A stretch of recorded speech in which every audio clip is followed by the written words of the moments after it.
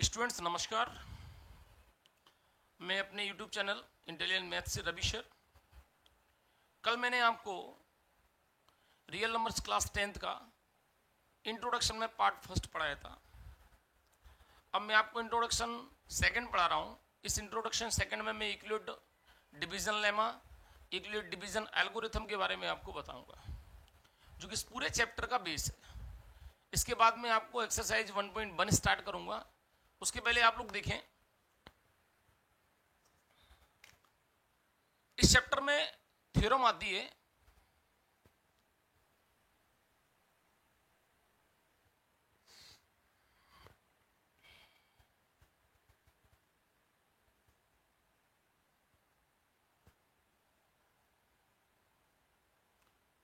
Euclid's division lemma. पहले मैं आपको जो बताने वाला हूं वो यूक्लिड डिवीजन बताने वाला हूं। तो ये यूक्लिड डिवीजन आपको कंप्लीट कर दूंगा, देन आफ्टर बताऊंगा लेमा क्या होता है। ठीक है, चलो एक एग्जांपल ले लेते हैं। एक एग्जांपल, सपोज दैट एग्जांपल लिया हमने। मैं आपको बता रहा हूं डिवीजन क्या है। डिवीजन इक्वलिड तो किसी साइंटिस्ट का, किसी मैथमेटिशियन का नाम है। बाकी डिवीजन कैसे काम करता है मैं आपको एक बार बता देता हूं, आप लोग ध्यान करें। सपोज दैट इज 7 लिखा हुआ है। ठीक, यदि मैं इसमें 3 से डिवाइड करूं तो 3 से 7 में डिवाइड करूंगा तो 2 टाइम जाएगा, 3 2 जा 6 होगा, 3 2 जा 6 1। तो आप लोग ये देखते हैं हमारे पास 4 पार्ट्स दिए हैं, 3 7 2 और 1। इसमें क्या क्या होगा? सबसे पहले हम 3 की बात करेंगे जिससे हम डिवाइड देते हैं, वो होता है डिवाइजर। देन आफ्टर बात करते हैं हम 7 की, 7 होता है डिविडेंड।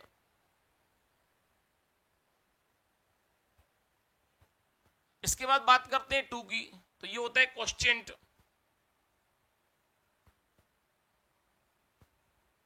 और लास्ट करते हैं 1 की बात, तो ये होता है हमारे पास रिमाइंडर।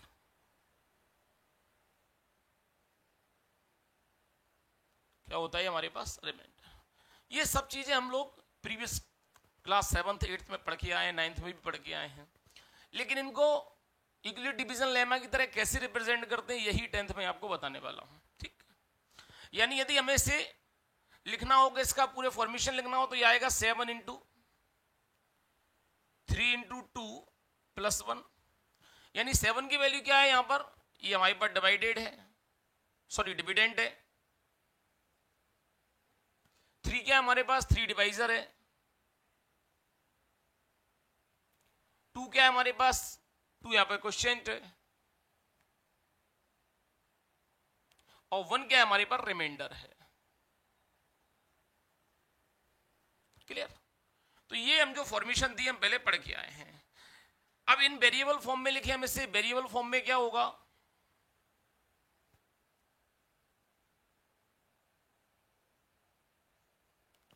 इन वेरिएबल फॉर्म की बात करते हैं, तो इन वेरिएबल फॉर्म में जो लिखा जाएगा क्या होता है? ये जो हमारे पास डिविडेंड है, हमारे पास डिविडेंड जो है इसको हम ए लेट करते हैं, हमारे पास डिवाइजर जो दिया है इसको हम बी लेट करते हैं, और क्वेश्चन को क्यू लेट किया जाता है और रिमाइंडर को आर लेट किया जाता है। ये क्या होता है भाई? ये जो मैंने लिखा है ये इन वेरिएबल फॉर्म में, लेकिन इसको बोलते हैं जनरल फॉर्म ऑफ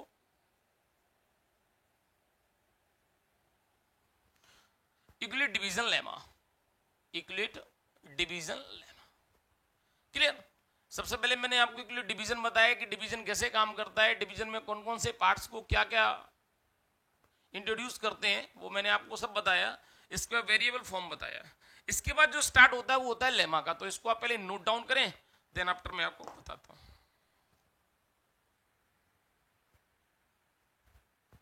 चलिए अब मैं आपको डिवीजन लेमा के बारे में बताता हूं कि डिवीजन लेमा क्या है।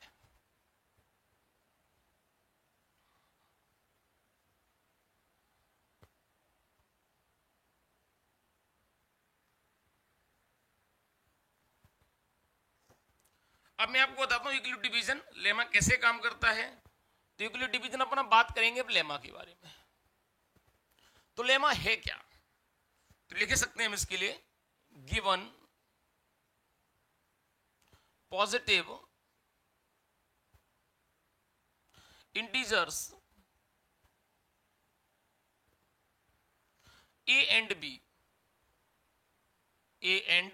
Be there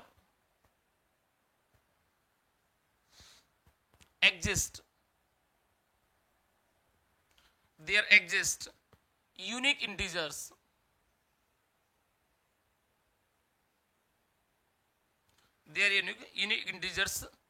q and r satisfying.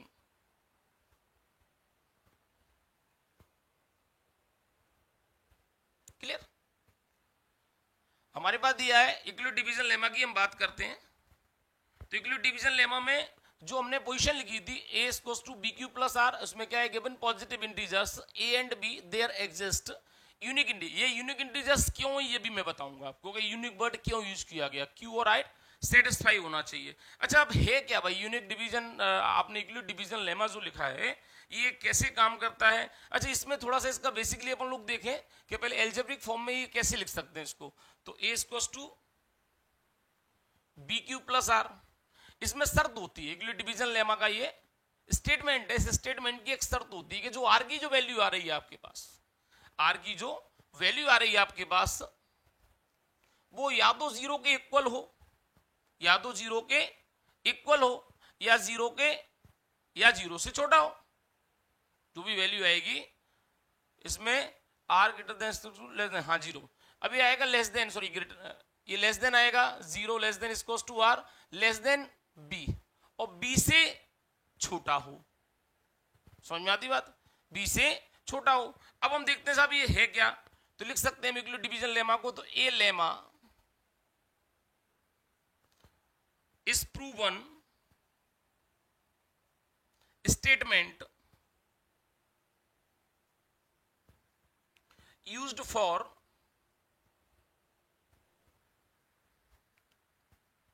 proving another statement।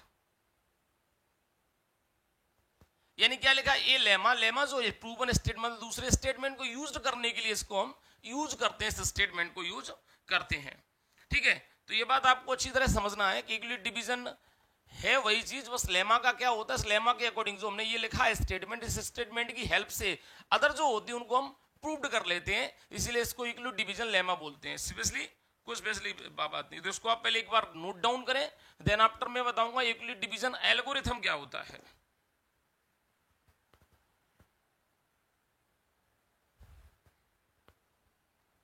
चलिए अब सेकंड बताता हूं।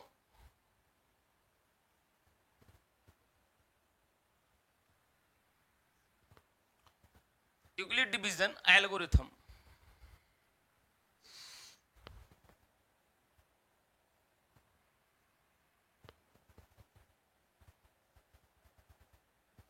अब यूक्लिड डिवीजन एल्गोरिथम में बात करते हैं। यूक्लिड डिवीजन, अब यूक्लिड डिवीजन एल्गोरिथम क्या है? वैसे कहा जाए कि वो मेथड जिसकी हेल्प से हम HCF फाइंड कर सकते हैं उसको हम क्या बोलते हैं? Euclid division algorithm.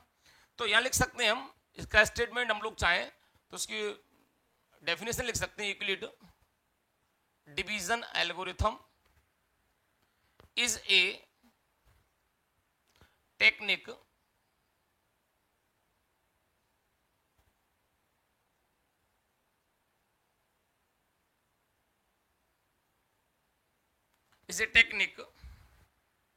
to compute the highest common factor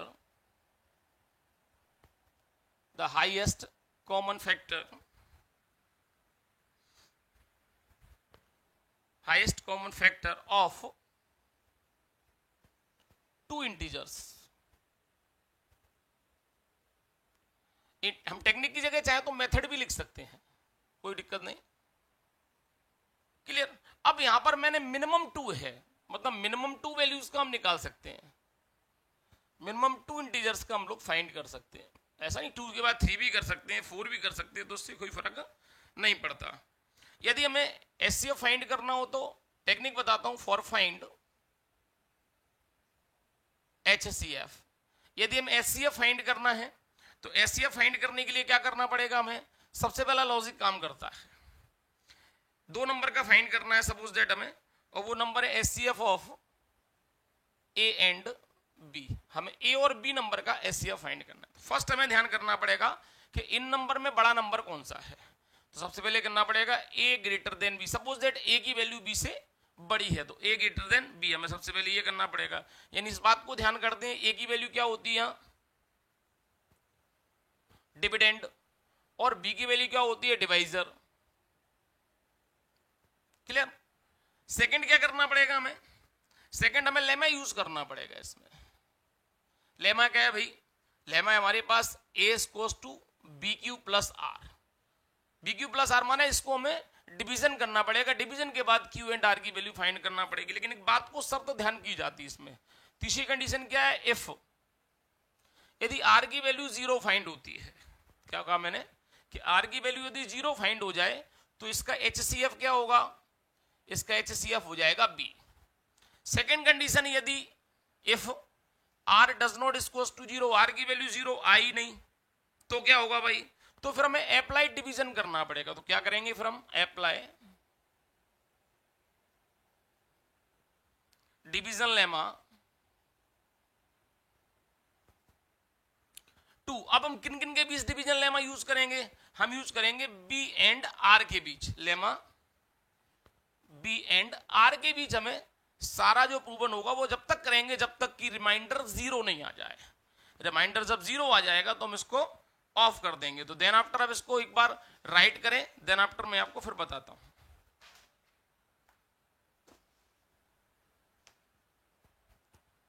अब फॉर एक एग्जांपल बताते हैं, इस एग्जांपल की हेल्प से आप लोग सॉल्व कर सकते हैं। तो आप देखें, अब मैं फॉर एग्जांपल बताता हूं, उस एग्जांपल को आप लोग अच्छी तरह नोटिफाई करें, ध्यान करें कैसे हम इसको काम करते हैं, कैसे करते हैं, ये सब मैं आपको बताता हूं।